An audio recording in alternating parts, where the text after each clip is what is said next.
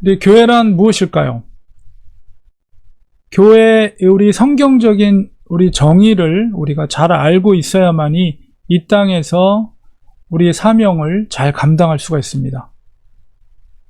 교회에 대한 가르침을 잘 설명하고 있는 책이 바로 에베소서입니다. 우리 헬라어로 교회가 에클레시아라는 말을 사용하는데요. 이 에클레시아라는 것은 어디로부터 부름을 받았다, 그러니까 택함 받았다, 이런 의미를 갖고 있는 헬라어입니다. 이게 이제 처음 사용한 것은 마태복음 16장 18절에 너는 베드로라, 내가 이 반석 위에 내 교회를 세우리니 음부의 권세가 이기지 못하리라. 마태복음 16장 18절에서 예수님께서 베드로에게 하셨을 때 그 교회라는 말을 처음 사용했고, 그다음에 사도행전에도 이제 교회라는 에클레시아라는 말이 나옵니다. 그래서 이 에클레시아라는 말은, 교회라는 것은 한마디로 말하면 예수 그리스도를 믿는 하나님의 부름받은 믿음의 공동체다, 이렇게 말할 수가 있죠. 오늘은 이 에베소서를 통해서 성경적인 교회의 정의를 다시 한번 살펴보고, 교회가 이 땅에서 그 사명을 이루기 위해서 치르게 될 그런 영적인 전쟁, 그리고 그 전쟁에 승리하기 위해서 우리가 영적으로 어떤 준비태세를 갖춰야 되는가, 이런 것들을 우리가 살펴보려고 합니다. 바울은 3차 전도 여행을 이제 마치고 예루살렘으로 귀환하는 중에서 이제 에베소에 들릴 수 없는 상황 가운데 밀레도라는 곳에 에베소 장로들을 불러 세우고, 이제 자기가 이제 로마로 다시 가게 되면 어떻게 될지 모르는 상황을 이야기하며 서로 눈물로 기도해주고 축복해주고 헤어지는 장면이 사도행전에 있죠. 아마도 바울은 이 에베소서를 쓸 때에 아마 그때 헤어졌던 장로들의 얼굴들을 기억하면서 이 서신서를 썼을 것입니다. 에베소서는 옥중서신 중에 하나인데요. 우리 옥중서신을 보면 이제 4개의 편지를 옥중서신이라고 합니다. 사도 바울이 로마에 갇혀 있을 때 쓴 편지로서 빌립보서, 에베소서, 골로새서, 빌레몬서, 개인서신, 빌레몬서, 이렇게 4편지를 보통 옥중서신이라고 하는데, 에베소서도 역시 옥중서신 중에 하나입니다. 이 에베소서는 총 6장으로 구성이 되어 있습니다. 우리 바울 서신의 특징을 보면 1장에서 3장까지 전반부의 교리적인 부분을 설명하고 있고, 후반부에는 로마서도 마찬가지 그랬 것처럼 이제 실천 부분을 설명하고 있습니다. 그게 바울 서신의 특징이라고 볼 수가 있죠. 이 에베소서의 총 주제는 예수 그리스도 안에서의 통일입니다. 이 통일이라고 하는 것은 이제 하나됨 혹은 화평을 이룸, 그런 의미를 갖고 있는데요. 1장에서 3장까지는 교회 1장에서, 특별히 1장에서는 화평을 위한 하나님의 계획을 설명하고 있고, 또 2장에서는 예수 그리스도를 통한 그 화평의 사역의 성취, 그러니까 그것은 이제 십자가를 통해서 이루신 것이죠. 그리고 이제 3장에 가서는 하나님께서 이 땅에 세우신, 예수 그리스도를 통해서 세우신 것이 교회인데, 그 교회에 화평케 하는 사명 혹은 사역, 그것을 교리적으로 1장에서 3장까지 설명하고 있습니다. 그리스도 안에서 하나가 되었다는 것을 강조하고 있어요. 그래서 유대인과 또 이방인이 그리스도 안에서 하나가 되었고, 또 이방인 전도를 위해서 특별히 사도 바울이 부름을 받았다라는 것을 강조하고 있습니다. 바울은 무엇보다도 교회가 무엇인가, 에베소서는 특별히 교회론을 강조하고 있는데요. 교회가 무엇인지를 설명하는데 그리스도 안에서 설명합니다. 특별히 그 몸의 비유를 통해서 교회를 그리스도의 몸이라고 말합니다. 예수 그리스도 안에서 교회가 하나가 되는 것이죠. 그렇기 때문에 몸이기 때문에. 그래서 에베소서에 보면 그리스도의 몸으로서의 교회에 대한 것을 설명을 하고 있어요. 이 그리스도의 몸으로서의 이미지를 4장 12절에 보니까 이는 성도를 온전하게 하며 봉사의 일을 하게 하며 그리스도의 몸을 세우려 하심이라. 그 앞에 부분에 이제 여러 가지 직분에 대해서 설명을 하고 바로 그리스도의 몸으로서의 각각의 성도의 지체로서 예수 그리스도의 몸을 설명하고 있습니다. 그리고 15절에 보면 오직 사랑 안에서 참된 것을 하여 범사에 그에게까지 자랄지라. 몸이니까 성장을 하겠죠. 근데 그 몸의 머리가 뭐라고요? 그리스도다. 이렇게 말하고 있고 4장 16절에 보면 그에게서, 여기서 그는 예수 그리스도예요. 예수 그리스도를 통해서 온 몸이 각 마디를 통하여 도움을 받음으로 연결되고 결합되어 각 지체 분량대로 역사하여 그 몸을 자라게 하며 사랑 안에서 스스로 세우느니라. 역시 사도 바울은 교회를 그리스도의 몸으로서 이렇게 설명을 하고 있습니다. 그러니까 우리가 이제 이미지에 있는 것처럼 우리가 이제 이 LA 지역에 캘리포니아에 살고 있기 때문에 우리 한국에 있는 한국 분들보다는 우리가 이 다민족에 대해서 많이 열려 있죠. 그래서 우리가 만나는 분들이 백인들 혹은 흑인들 혹은 히스패닉 사람들, 아시아 사람들, 많은 사람들을 만났고 우리가 그들을 대할 때 특별히 우리가 그리스도의 몸으로서 우리가 인식할 때 열린 마음으로, 우리가 비록 피부 색깔이 다르고 언어가 다르고 문화가 달라도 그리스도 안에서 우주적인 교회로서 하나가 될 수가 있는 거죠. 우리가 천국에 가면 인종은 변하지 않으리라고 봅니다. 물론 천사처럼 우리가 바뀌긴 하겠지만, 부활된 몸으로 바뀌긴 하겠지만 인종이 다르진 않을 것 같아요. 어쨌든 그리스도 안에서 우리가 하나가 될 수가 있는 것이죠. 에베소서는 바로 그거를 설명하고 있는 거예요. 전반부에서 바로 교회에 대한, 교회의 존재에 대해서 교리적으로 설명하고 있습니다. 후반부에서는 구체적으로 그리스도 안에서 각각 몸에 지체된 성도들이 어떻게 살아야 할지에 대한 것을 설명하고 있습니다. 그것이 이제 후반부 4장 이후에 이제 나타나는 설명을 하고 있는데요. 먼저 옛사람을 벗어버리라 하고 4장에 이제 설명을 하고 있어요. 너희는 유혹의 욕심을 따라 썩어져가는 구습을 따르는 옛사람을 벗어버리고 오직 너희의 심령이 새롭게 되어서 하나님을 따라 의와 진리의 거룩함으로 지으심을 받은 새 사람을 입으라. 지금 바울이 무엇을 얘기하고 있는 것입니까?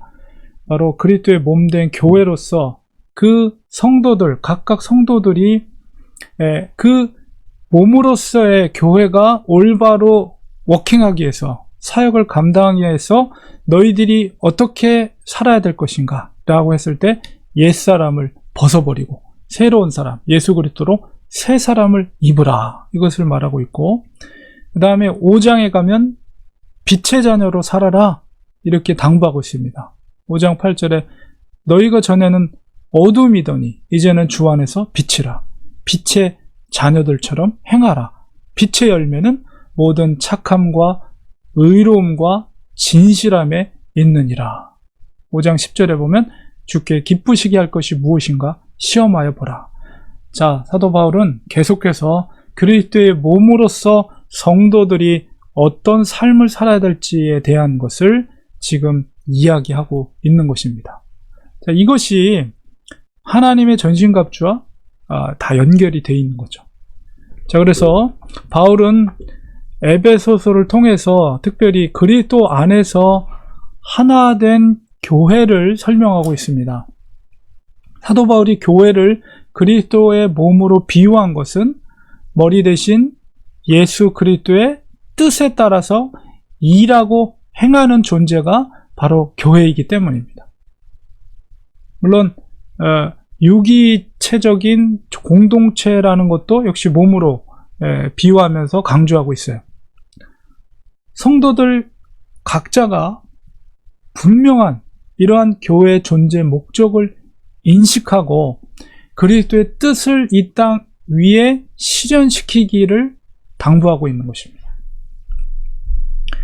그런데 그 역할들을 잘 감당하기 위해서 이제 마지막 부분에 사도 바울이 강조하는 것은 뭐냐면 교회가 강해져야 된다는 거예요. 지금 에베소 교회가 직면하고 있는 현실은 어떻습니까? 로마로부터의 핍박을 받고 있죠. 로마의 핍박으로 인해서 언제 붙잡혀갈지 모르는 상황이고, 여전히 이방신들, 그리스 신화라든가 로마 신, 그런 신전에 섬기는 혼탁한 영적인 사회적인 분위기, 그리고 지금이나 그 과거나 동일하게 인간이 갖고 있는 탐욕과 물질주의. 에베소라는 도시가 굉장히 번창한 도시거든요. 그 길과 육로와 또 배, 해로가 만나는 지점이기 때문에 굉장한 무역과 돈들이 많이 모여있는, 그래서 물질주의, 그리고 유대인들의 박해, 그리고 그러한 고난의 현실 속에 에베소 성도들이 놓여 있습니다. 그렇기 때문에 우리가 지금 현재 처해고 있는, 우리가 지금 직면한 코로나의 상황보다도 더 힘겨운 현실이 에베소 교회 성도들 눈앞에 펼쳐져 있는 것입니다. 그 현실 속에서 바울은 영적으로 강해질 것을 당부하고 있어요. 교회가 놓여있는 현실은 영적인 전쟁터이기 때문에 더욱더 너희들은 강해져야 한다라는 것을 마지막 6장에서, 오늘 본문 속에서 당부하고 있는 것입니다. 그래서 오늘 본문 속에서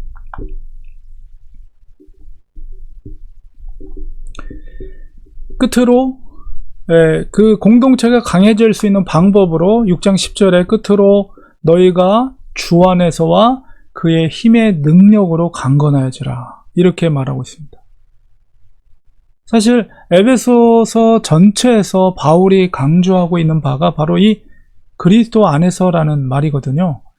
6장밖에 안 되는 비교적 짧은 내용 속에서도 그리스도 안에서라는 말을 무려 35번이나 반복하고 있어요. 그만큼 교회 공동체가 그리스도의 몸의 역할을 하기 위해서는 예수 그리스도와 뗄래야 뗄 수 없는 관계라는 것을 강조하고 있는 것입니다. 그리스도 안에서라는 것은 자기 자신의 능력을 철저히 부인하고 그 속에 예수 그리스도의 능력을 채울 때 교회의 사명, 예수 그리스도의 몸으로서의 교회의 사명을 잘 감당할 수가 있는 것입니다. 그리스도에는 주의 몸으로서의 사명이 있다는 것을 우리는 항상 명심해야 됩니다. 이 땅에서 우리는 단지 우리의 어떤 물질적인 아니면 명예, 자리, 혹은 성공, 아니면 자녀들이 잘 되는 것을 위해서 사는 존재가 아니에요. 그것들은 과정과 수단은 될 수 있지만 절대로 목적이 되어서는 안 됩니다. 그리스도인의 존재 목적은 예수 그리스도의 몸으로서 주님의 뜻을 이 땅에 실현해 가는 자들입니다. 그것을 이루기 위해서는 바울의 이 당부처럼 영적인 파워를 길러야 돼요. 주님의 능력과 권세로서 영적 능력을 키워야 합니다. 주님의 능력이 우리 속에서 임하는 것은 철저히 우리 자신을 비울 때 가능해져요. 자기를 부인하고 그 중심에 주님을, 예수 그리스도를 모시는 것입니다. 우리의 삶의 중심에 주께서 계실 수 있도록 그 주권을 항상 주님께 넘겨드리는 것입니다. 주님께 그것을 넘길 때, 맡길 때, 그때 비로소 주님께서 우리 속에서 강력하게 일하기 시작하는 거예요.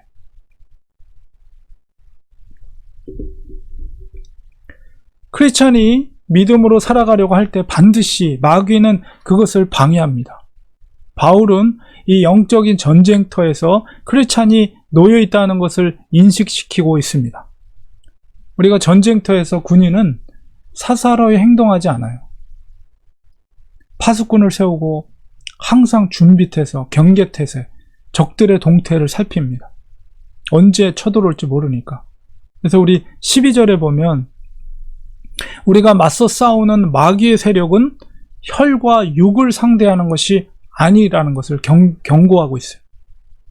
인간관계 속에서 사람들이 우리를 힘들게 하거나 혹은 물질적인 관계 속에서 우리가 어려움을 겪게 되지만, 우리가 경계해야 될 것은 그런 눈에 보이는 그 물질적인 것들이 아니라 눈에 보이지 않는, 우리 12절 중반부에 통치자, 권세들, 어둠의 세상 주권자, 하늘에 있는 악한 영들, 악의 영들을 대적하는 것이다. 이것들은 어떤 정치적인 집단을 말하는 것이 아니고 바로 사탄, 마귀, 그들을 다르게 표현한 말입니다. 영적인 거라는 거예요. 우리는 항상 영적인 전쟁터 속에 우리가 놓여 있다는 것을 먼저 인식해야 됩니다. 마귀의 세력들은 우리 눈에 보이진 않지만 언제든지 다양한 방법으로 공격해 옵니다. 우리가 알지 못하는 중에 공격해 올 때도 있어요. 그렇기 때문에 우리는 영적인 능력을 키워야 됩니다. 우리가 영적으로 잘 무장되어 있을수록 마귀의 공격을 빨리 캐치할 수가 있어요. 아, 마귀가 공격하는 곳이구나. 영적으로 게을러 있으면은 계속 마귀가 공격이 들어오는데도 이 영적인 레이더가 무뎌져 가지고 그 공격을 무방비 상태로 당할 수밖에 없어요. 바울이 그런 영적인 전쟁터에서 놓여 있다는 성도, 이 놓여 있는 성도들에게 당부하고 있는 것이 뭡니까? 바로 하나님의 전신갑주를 입으라는 것입니다. 하나님의 전신갑주라는 무엇입니까? 군대로 비유해서 완전 무장을 하라는 거예요. 특히 시험에 노출되어 있는 그런 상태에서 더욱 완전 무장을 해야 됩니다. 적의 도발로부터 교회를 보호하고 성도를 지키기 위해서 하나님의 전신갑주를 입어야 합니다. 하나님의 전신갑주는 특히 자기 자신을 지키는 보호 장비들로 구성되어 있어요. 오늘 본문 13장 다음으로 이어지는 말씀 속에서 하나님의 전신갑주를 사도 바울이 구체적으로 이야기를 하고 있습니다. 바로 6장 14절 18절까지 서서 진리로 너희 허리띠를 띠고 의의 호심경을 붙이고 평안의 복음이 준비한 것을 신을 신고 모든 것 위에 믿음의 방패를 가지고 이로써 능히 악한 자의 모든 불화살을 소멸하고 구원의 투구와 성령의 검 곧 하나님의 말씀을 가지라. 영적인 무장, 전신갑주, 그것을 바울이 말하고 있는데요. 영적인 전신갑주는 자기를 보호하는 영적인 아모, 갑옷들로 먼저 구성이 되어 있어요. 대부분이. 이것은 사탄이 사람들을 통해 공격할 때 영적으로 견디어내게 할 것을 내게 할 수 있도록 하는 능력을 갖고 있는 거예요. 방어용 갑옷들, 아모들은. 그렇죠? 이 띠나 호심경, 흉패, 혹은 전투화, 방패, 투구 이런 것들은 다 내 몸을 보호하는 거예요. 방어하는 거예요. 사탄이 공격이 왔을 때 내가 견디고 오래 참을 수 있도록 그것을 막아주는 역할을 하죠. 우리 그리스도인의 아주 중요한 덕목이 바로 이 인내와 오래 참음이에요. 하나님의 전신갑주 가운데 우리 아모, 우리가 정말 인내하기 어려운 순간이 언제입니까? 현실적으로 보면 사람들로부터 내가 비방이나 험담을 들을 때 여러분 견디기 어렵죠. 특히나 공개적인 자리에서 내가 모멸감을 사람들한테 당했을 때 참 견디기 어렵습니다. 그런 힘든 상황 속에서 견디게 하는 것이 이런 방어용 아머들이에요. 갑옷들이에요. 그거 무엇입니까? 바로 진리 안에 서 있는 거예요. 아무리 사람들이 나를 정말 공격해도 나는 끝까지 진리 안에, 그 다음에 정의 안에 끝까지 서 있는 것입니다. 그리고 평안의 복음, 그 평안, 피스, 그것을 하나님이 성령이 주신 평안을 의지하는 거예요. 그리고 구원의 소망을 갖는 것이죠. 투구라는 것은, 구원이라는 건 뭐예요? 소망을 갖게 하는 거예요. 구원에 대한 소망으로 나 자신을 보호하고, 그 다음에 그 모든 것을 믿음의 방패로, 믿음으로 그것을 지키는 것입니다. 그럴 때 그런 공격으로부터, 겉으로는 사람들로부터 나에게 그런 모멸감을 주는 것 같지만 그것은 사탄의 영적인 공격이거든요. 그것들을 내가 이런 아머로, 갑옷으로 내가 막아내는 것이죠. 막아내는 것은 내가 견딜 수 있게 해주는 역할을 하는 거예요. 하나님의 전신갑주를 입을 때 우리가 견딜 수가 있는 것입니다.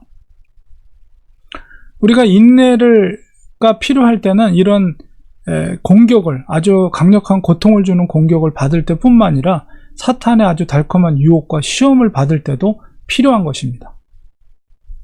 사탄의 달콤한 유혹을 견디는 것도 이런 수비형, 방어형 갑옷들이 우리를 보호해줘요. 하나님의 전신갑주에서 또한 강력한 공격수단은 하나님의 말씀입니다. 주님께서도 이 공생의 시작 전에 40일 동안 광야에서 금식하시면서 시험을 받았죠. 사탄의 시험을 받았는데 3번의 그 사탄의 아주 달콤한 유혹 가운데 주님께서는 단호하게 하나님의 말씀으로, 구약에 있는 말씀으로, 신명기 말씀으로 그 사탄을 대적하여 쫓아냈습니다. 이렇게 주님께서는 그의 백성들에게 하나님 자녀로서의 권세를 주셨는데 그것이 바로 귀신을 쫓아내는, 대적을 물리칠 수 있는 그런 권세를 주셨어요. 그런 사탄의 영적인 시험이 있을 때 우리는 그것을 감지해야 돼요. 아, 이건 사탄이 공격하는구나. 나를 공격하고 우리 가정을, 우리 교회를 공격하고 있구나. 이것을 우리는 아주 민감하게 깨달아야 됩니다. 그리고 나서 담대하게 선포해야 돼요. 뭘로요?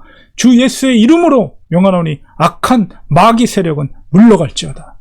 주 예수의 이름으로 저주하노니 사탄은 떠날지어다. 강력하게 선포해야 됩니다. 믿음으로 선포해야 됩니다.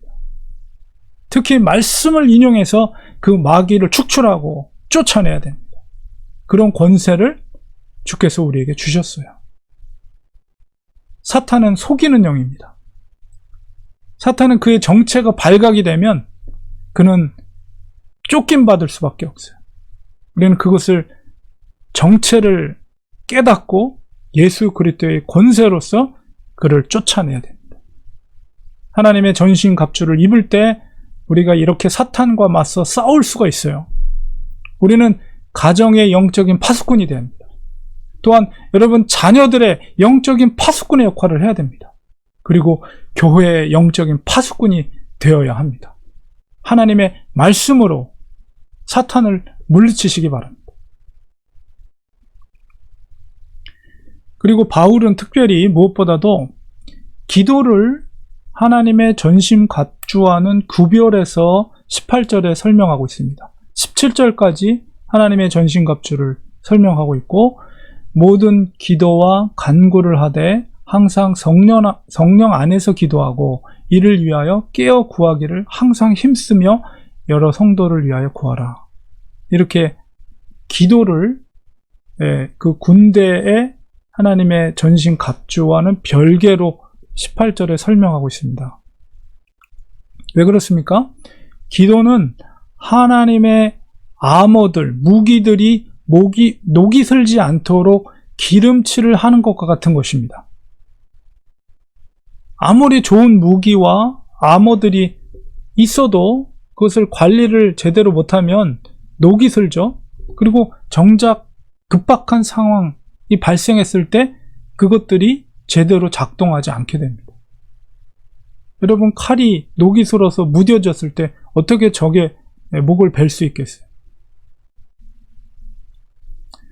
여러분, 우리 남자 성도님들 군생활을 다 해보셔서 아실 것입니다. 우리 사격이 있는 날은 반드시 그날은 점호 시간에 일직사관이 총기 검사를 합니다. 사격을 한 후에 이 총구에 가스가 차서 그것을 즉시 기름으로 닦아내주지 않으면 나중에 그 때를 뱉기가 힘들거든요. 그래서 만약에 그것을 청소를 안 해주면 나중에 총기 나중에 쓰게 될 때 격발이 되지 않을 수도 있고 그런 사태가 발생해요. 그래서 우리 신병교육대에서 훈련하는 아주 중요한 과정 중에 하나가 총기를 분해하고 조립하는 겁니다. 왜 그러냐면 스스로 분해 조립을 익혀서 총을 항상 깨끗하게 정비를 할 수 있도록 그런 능력을 가르치는 것이죠. 이와 같이 이 기도라는 것은 이 영적인 베이스예요. 영적인 베이스. 이 위에 방어용 갑옷이 올라가는 것이고 말씀의 검이 세워지는 것입니다. 기도라는 것은 이렇게 영적 생활의 가장 기초가 되는 거예요. 그래서 바울은 기도를 하나님의 전신갑주와는 별도로 언급하고 있는 거예요. 기도는 그만큼 가장 중요한 것입니다. 늘 기도로 무장하지 않으면 안 되는 거예요. 그리스도인은 기도가 생명이라고 생각해야 돼. 이 기도가 흔들리면 전체가 흔들려요. 기도가 기초가 되는 거예요. 기도가. 그래서 우리는 수시로 하나님께 돕는 은혜를 구하기 위해서 기도해야 됩니다. 어떤 일을 결정할 때, 또 어떤 길을 가야 할 때 기도해야 합니다. 항상 생명 주심을 감사하고 살아있음에 감사하고, 그것이 바로 기도로 가능하게 되는 거죠.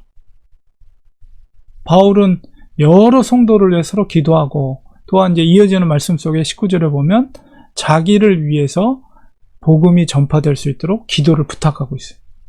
기도는 그만큼 중요한 것입니다. 우리들도 그리스도의 몸된 성도로서 교회 성도들을 위해서 우리는 기도해야 돼요. 서로 간에 기도해야 됩니다. 그리고 또한 부족한 이 종을 위해서도 기도해 주시고요. 또한 세계 복음화를 위해서 헌신하고 있는 선교사님들, 그분들을 위해서 공동체를 이루지 못하잖아요. 물론 현지인들을, 교회를 세우는 일을 하지만은 처음에 그 현지에 들어가면 정말 외롭거든요. 선교사 가정, 누가 어디 가서 예배를 드릴 수 있는 교회가 어디 있어요? 그냥 가정끼리 예배 드리는 거예요. 얼마나 외롭게 힘들겠어요. 그들을 위해서 기도해 줘야 돼요. 선교사님들의 가정과 자녀들을 위해서 우리는 늘 기도해야 됩니다. 우리는 기도를 게을리해서는 안 돼요. 결론을 맺겠습니다. 하나님께서는 주 안에서, 그리스도 안에서 하나됨을 위해서 교회를 세우셨습니다. 교회는 그리스도의 몸입니다. 교회는 머리 대신 예수 그리스도를 위해 존재합니다. 교회가 이 땅에 존재하는 목적은 바로 그 예수 그리스도의 뜻을 이 땅 가운데 이루는 것입니다. 그리고 그것을 반드시 방해하는 마귀 세력들이 존재한다는 것을 인식해야 됩니다. 우리는 영적인 눈으로 이 세상을 바라봐야 돼요. 영적 전쟁터 가운데 우리가 놓여 있다는 것을 항상 인식하고 있어야 합니다. 사탄의 세력과 맞서 싸우기 위해서는 하나님의 전신갑주를 입어야 합니다. 적들은 불화살로 우리를 공격할 것입니다. 우리는 믿음의 방패로 그들의 공격을 막아내야 됩니다. 진리와 의의 자리에 서서 우리는 물러나지 말아야 됩니다. 때로는 넘어질 때도 있지만 복음과 구원의 소망으로 다시 일어서야 합니다. 달콤한 사탄의 그런 유혹에 우리가 넘어가서는 안 돼요. 분명하고도 단호하게 하나님의 말씀을 선포하고 주 예수의 이름으로 마귀를 물리치시기 바랍니다. 우리가 사방으로 포위당했다고 느꼈을 때 우리는 무릎을 꿇고 기도해야 합니다. 우리가 기도할 때 주께서 우리의 기도를 들으시고 천군 천사로 우리를 보호해 주실 것입니다. 무엇보다도 우리 대장 되신 예수 그리스도를 바라보시기 바랍니다. 우리 앞서 행하시고 앞서 싸우시는 우리의 군왕 되시는 예수 그리스도를 의지할 때 우리는 반드시 영적 전쟁에서 승리할 수 있습니다. 우리의 영적 승리는 바로 하나님께 달려 있습니다. 주님께 달려 있습니다. 바로 우리의 영적 승리 또한 교회의 사명을 잘 감당하는 것이에요. 그 사명을 잘 감당할 때 하나님의 나라가 이 땅에 확장되어 갑니다. 영적 파수꾼으로서 주님께서 우리를 부르셨다는 사명감을 가지시기 바랍니다. 그리스도 안에서의 그 영적인 맷집을 우리가 기르시고 영적인 파워를 증가시키시기 바랍니다. 육적인 힘보다도 영적인 능력이야말로 우리의 삶의 전 영역에 유익을 주는 것이에요. 영적인 것을 사모하세요. 육적인 것보다 영적인 것을 더욱 사모하시고 무엇보다도 그리스도의 몸된 교회로서 주님의 뜻을 정말 이 땅 위에 이루어갈 수 있는 영적인 군사로서 우리가 그 역할들을 잘 감당하는 우리 사랑하는 성도님들 되시기를 간절히 축원드립니다. 기도하겠습니다. 하나님 아버지, 이 세상에서 우리가 살아가는 존재는 우리 눈에 보이는 인생의 성공을 위해, 물질을 위해, 자녀들이 잘 되는 것을 위해가 아닙니다. 우리는 그리스도의 몸으로서 이 땅에 존재하는 하나님의 자녀들입니다. 우리의 머리 대신 예수 그리스도의 뜻을 이 땅 가운데 펼쳐나갈 수 있는 주님의 영적인 군사들이 되게 하여 주시옵소서. 하나님의 뜻을 이루어갈 수 있는 능력 있는 하나님의 군사들 되게 하여 주시옵소서. 그러기 위해서 하나님의 전신갑주를 입고 늘 기도하며 하나님의 말씀 가운데 거할 수 있는 저희들이 되게 하여 주시옵소서. 예수님의 이름으로 간절히 기도드리옵나이다. 아멘.